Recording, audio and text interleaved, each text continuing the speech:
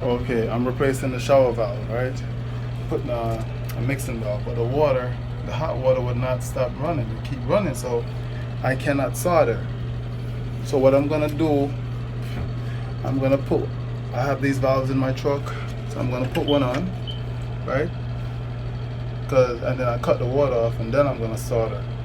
But remember, still can't solder because of the water. So now I have this kit, right? Let me set it up, hold on. So I have this kit, I'm gonna put it down in there and then shut the water off and then solder this. And then I'm gonna shut this water off so I can continue working. Because no matter what I do, I use the vacuum. I vacuum the line and the water, it's been running off for like 2 hours. You know what I'm saying? So this is what I'm gonna do. So now see it's still running. I'm gonna vacuum out here. I could even pick this up a little and vacuum it, get the water out of it. And now I'm gonna solder it. Now I'm done soldering. So I just soldered right at the bottom. So all I have to do now is take this out. I can't work with one hand, and I have to take this out and shut this off and go to work. So I'm gonna take it out now.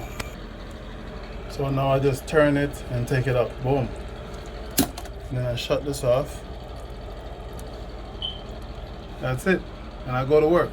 Now I can solder. Yeah. After when I vacuum it, the hot water side, it gave me a lot of time. So I was able to solder it. It's still running, but it gave me a lot of time. Enough time. But this side wasn't giving me no time. So what I'm gonna do now,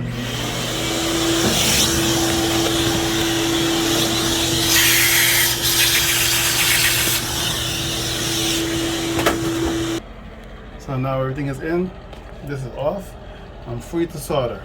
I'm gonna solder this now, good to go. Okay, everything done. Now I'm gonna turn this on, I see the water. Still hot. Good. Okay, so that thing worked.